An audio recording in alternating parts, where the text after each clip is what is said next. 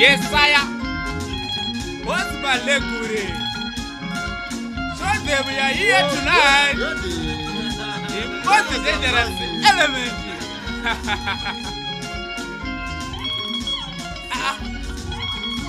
What's going on?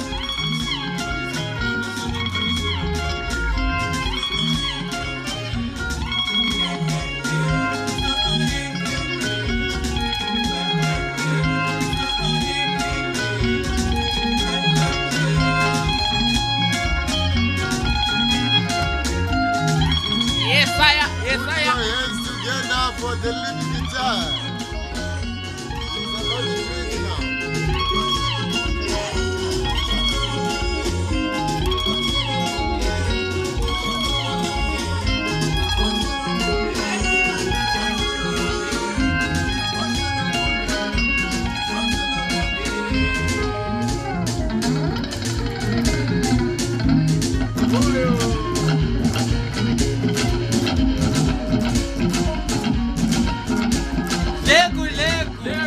Mas legure!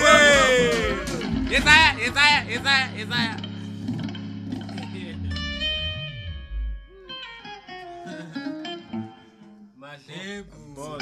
Ndaenda kurova rimwe soro.